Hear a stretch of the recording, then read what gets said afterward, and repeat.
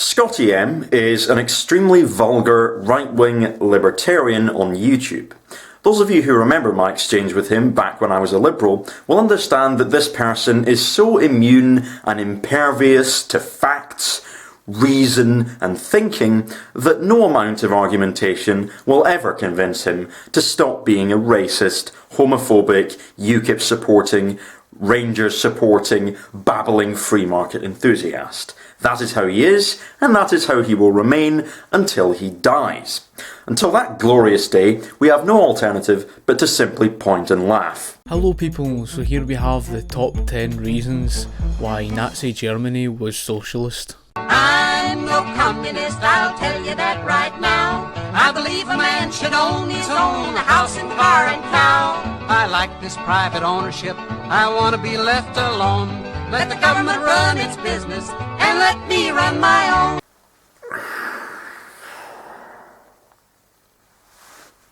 Okay, let's get through this. So in at number 10, here we have the term Nazi. The term Nazi was abbreviated for National Socialismus, which basically meant National Socialism. By this logic, the Democratic People's Republic of Korea is a democracy. It calls itself a democracy, so it must be. In at number 9, here we have Nazi Germany, where the Nazis had marched under red banners and flags, the colour red representing socialism. Red. Fucking red. At number 9, we have the colour red. Red! Red! What the fuck is wrong with you? Socialism. If you're wondering why the Nazis used red banners and flags, here are a couple of quotes from Mein Kampf. The suspicion was whispered in German nationalist circles that we also were merely another variety of Marxism, perhaps even Marxists suitably disguised, or better still, socialists.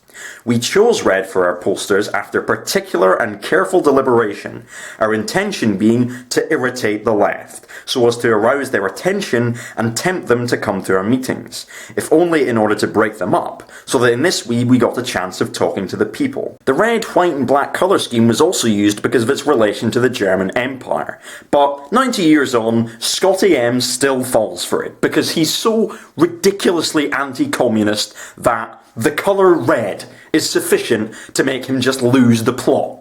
But never mind that, Scott, okay? You just keep trying, okay? You keep trying and you soldier on. You can do it, you absolute fucking arsehole. In at number 8, we have the Nazi Germany propagandist posters. The Nazi Germany propagandist posters were very identical to the Soviet Union.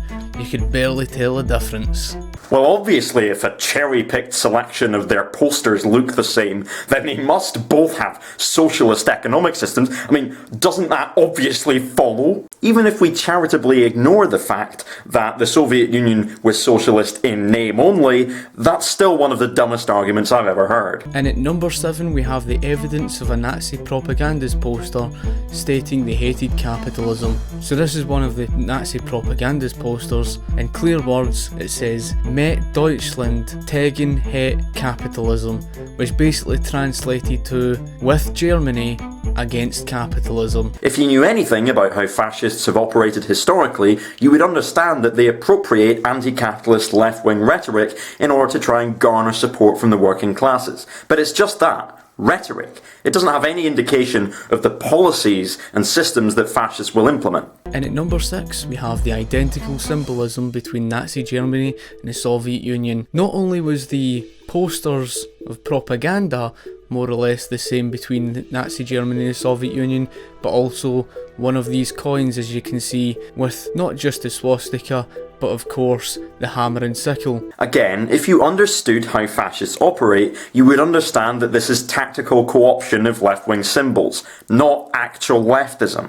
And of course, it was the Soviet Union that had the swastika before Nazi Germany. I love the fact that we've had 5 reasons so far as to why Nazi Germany was socialist, and not a single economic argument has been made. And at number 5, Hitler did not hide the fact he was a collectivist. Oh god, here we go with the individualism and collectivism dance that right-wing people do all the fucking time as a way of painting political ideologies and systems in an extremely biased and revisionist way that suits their agenda while pretending to be objective. This will be fun, won't it? Hitler said in his own words, "Society's needs come before the individual's needs." But this is just a statement. Taking this view doesn't indicate socialism, and if you actually consider the context of what's being said, rather than just quote mining to suit your argument, you'll understand that what's meant by this is that the individual ought to know their place within the societal hierarchy. So, if you're part of the working class, you shouldn't attempt to resist exploitation. You should just accept the fact that you're being dominated because it's good for society.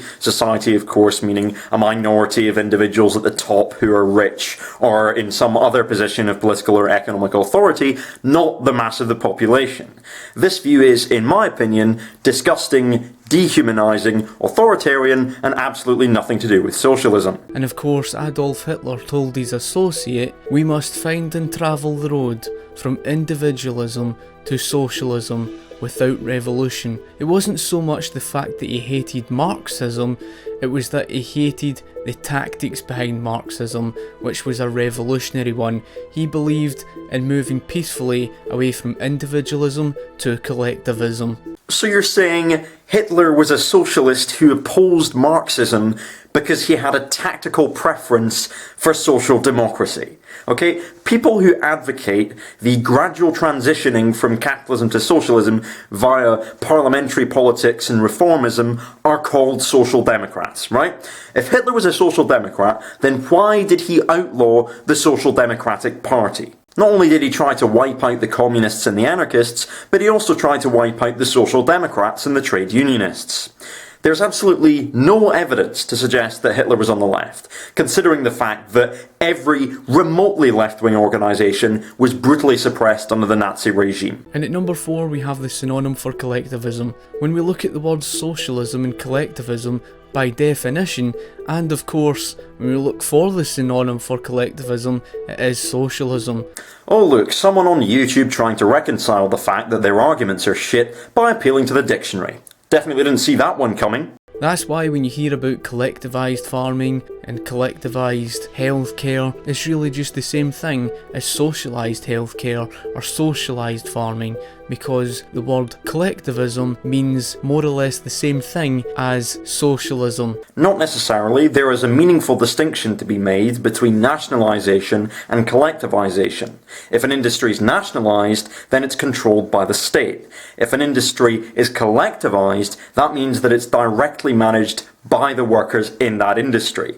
The word socialism has been used to describe both of these things, and you've simply ignored this completely. Not to mention the fact that right-wing organicism, advocated by the Nazis, is a completely different perspective to socialism altogether. Both by definition mean the control and management of the economy. It's like you're not even human. It's like you're a robot that has been programmed by some evil right-wing scientist to spew copious amounts of anti-communist bullshit, and there's a switch on the back of your neck, but it's broken and stuck on the setting that says not to respond to outside information and evidence. And at number 3, Hitler made it clear why he hated Jews. Of course, Jew-hating, therefore socialism.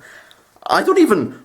What? Hitler said in his own words, "If we are socialists, then we must definitely be anti-Semites, and the opposite, in that case, is materialism and mammonism, which we seek to oppose. How, as a socialist, can you not be an anti-Semite?" Hitler also in 1930 told Otto Strasser, "I am a socialist, and a very different kind of socialist to your rich friend Count Reventlow," as he did not hide the fact he was a socialist. And he also said in 1927, "We are socialists, enemies of today's capitalistic economic system." Again, this has nothing to do with socialism. For the billionth time, it's just the classic fascist tactic where you appropriate left-wing rhetoric to try to garner popular sympathy for a hateful agenda. Also keep in mind that the supposedly socialist faction of the Nazi movement, led by Strasser, was actually suppressed by the main Hitlerite faction because they needed to maintain the support of German industrialists. And at number 2 we have Hitler's nationalisation. Finally, some semblance of an economic argument. At last, after so much ideological posturing. Right, let's hear it, come on. Hitler nationalised many things. He nationalised education, he nationalised healthcare, nationalised the automobile industry in Austria, he nationalised so many other things such as the churches, the banks, he nationalised radio, newspaper. As I explained earlier, there is a meaningful distinction to be made between nationalisation and collectivisation. The word socialism has been used to describe both, although personally I think that describing nationalisation as inherently socialist is pretty flawed. But you ignore this and offer no nuance or critical thinking in your analysis, of course. Secondly, fascist economics are to a large extent about adopting whatever economic policy will advance the interests of the fascist war machine at any given time, whether that's nationalisation or privatisation. In fact, a research project undertaken by Germa Bel at the University of Barcelona found that the Nazis systematically privatised several state-owned industries in order to maintain the support of German industrialists. Total privatisation was not implemented completely across the board to everything because it simply isn't feasible. Okay, the dysfunctional nature of markets would have simply caused the society to collapse, and so they didn't go completely all the way with it. And of course, not to forget that he did not abolish the trade unions in 1933, he simply replaced them with his very own, known as the German Labour Front. Yes, and he did this precisely because he knew that the organic trade unions created directly by the working class would have constituted a threat to the Nazi regime. But he also knew that it wouldn't be able to survive without some semblance of support from the working class, and that's why he created his own German Labour Front that was tightly controlled by the Nazi Party and was not in favour of workers' revolt against the factory owners. The policy was basically to outlaw trade unions unless they were completely controlled by the Nazis. How is that socialist in any way, shape or form? And number 1, the one you hear about all the time, the Nazis had the socialists and communists sent to concentration camps to die. Yes, exactly. If he rounds up anarchists and communists and socialists of all stripes into concentration camps en masse to be tortured and murdered, perhaps that indicates that he isn't too fond of socialism. Just a thought. The fact of the matter is,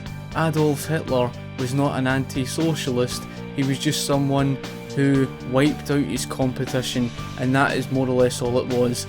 It was a competition between one socialist faction to another socialist faction. Again, this is easily refuted if you acknowledge the fact that left-wingers of all stripes were persecuted by the Nazis. The notion that Hitler opposed the anarchists and the communists because he was somehow a social democrat is one of the dumbest examples of right-wing historical revisionism I've ever heard. So anyway people, thanks for watching my video, hope you've enjoyed it, and I'll talk to you later. Cheers. And that's it. That's the end of his video.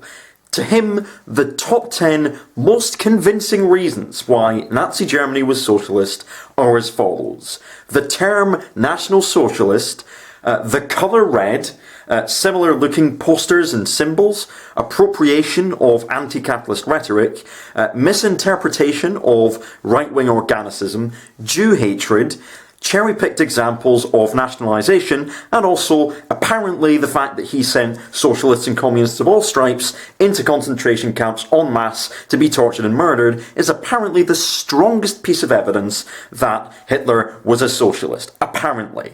Not only was he dense enough to cite the colour red as evidence of socialism, but also half of the items on the list were essentially just repetitions of the same argument, such as the appeals to similar looking posters and symbols and the appropriation of anti-capitalist rhetoric. If you really have to scrape the barrel this much, then why do you continue to believe right-wing lies? That concludes my response to the dearest Scotty M with perhaps the dumbest anti-communist video I've ever seen. Well done if you managed to make it to the end without tearing your hair out. I also have some other projects on the go at the moment, such as a summary of US foreign policy in plain English, and I'm also considering responding to JH Independence, Rocking Mr. E, and doing a second response to Nate Talks to You, as all three of these users have been churning out right-wing horseshit as of late.